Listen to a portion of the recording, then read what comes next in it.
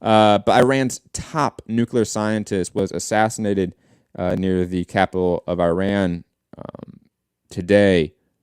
And obviously, we're going to see a lot from Western media about him being the alleged, air quotes, leader of the nuclear weapons program that doesn't exist, and the father of the bomb. And that's the quote that was used on Fox News in Iran. And I just want to remind everyone, Iran does not have any nuclear bombs, warheads at all. They do not have a nuclear arms program at all. And that is just a myth. Okay? I just want to point that out. But you're going to see a lot from Western media about how he is the top, nuclear bomb expert, so to speak, in Iran, and how that will be not an overt excuse for why this happened, but a casual, just throw out there by Western media. Let's be honest. That's what they do. Give excuses to imperialism. Now, I want to remind people, like I said, Iran does not have a nuclear weapons program, and Iran has no nuclear bombs. Also, do you know who does have a nuclear weapons program and who does have over 80 nuclear warheads? Israel. That's who has the nuclear weapons program and the nuclear warheads. It's not Iran. It's Israel. And it's not like a covert one. They have an overt nuclear weapons program. Okay? They overtly have 80 nuclear weapons at their disposal. Not Iran. So think about the power dynamic there, right? You're talking about, and again, obviously, if you have U.S. intervention in this process of an assassination, which I would assume, to be quite honest, with the U.S.'s history of assassinating and overthrowing Iranian leaders, it's not a unknown fact. You have Mossadegh in the 50s. You have Soleimani just a couple years ago or just a year ago. So, again, not new information. This is not a shock to us. And plus, we have 4 days ago, okay, we had Netanyahu meeting with the Crown Prince, or was it Crown Prince, right, of Saudi Arabia. You have Mike Pompeo all at this meeting. And the big discussion was normalization. That was the word that they used. Normalization of relations, obviously, with Saudi Arabia, with Israel. Two countries I'm pretty sure have never officially been at war, as with how the UAE and the peace negotiations, the Abraham Accords, are just a PR stunt, because the UAE and Israel have never been in war. And in fact, the UAE has given them, I think, over $30 billion worth of arms. So, yeah, that big peace agreement changed everything. And on top of the whole normalization factor, Mike Pompeo has been explicit.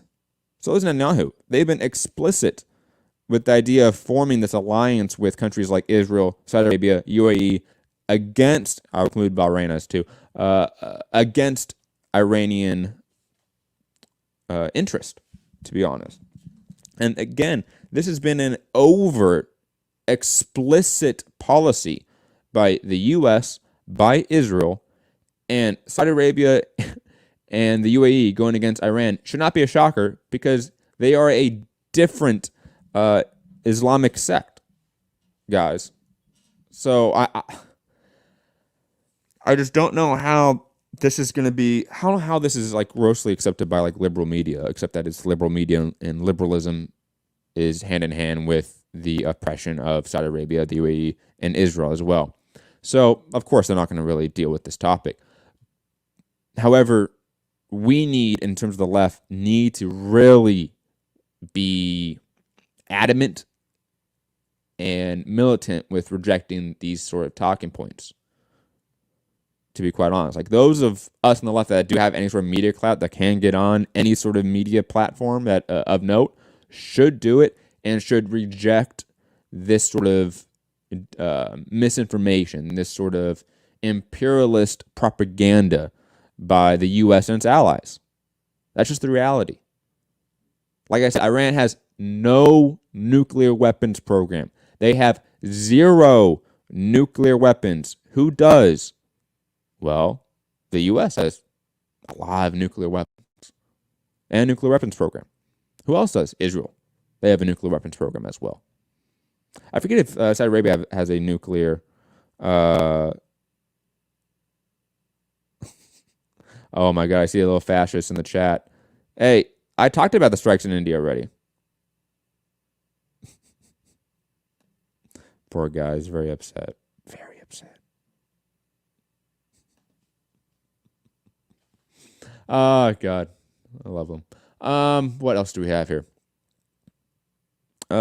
On this point of Iran and how to like deal with it, because I'm not a big fan of the Iranian government, of course, because they're a theocracy as well. There's issues with that. There's issues with Iranian oppression within its own country. But if you look at the totality of Iranian history, especially in obviously the last 100 or so years of modern history, let's call it, right? Iran was a hotbed of secularism. It was a hotbed of sort of Western influence. And I don't mean Western influence from like the capitalist sort of imperialist connections. I mean from a cultural perspective. Like if you look at videos of Tehran in Iran in the 50s,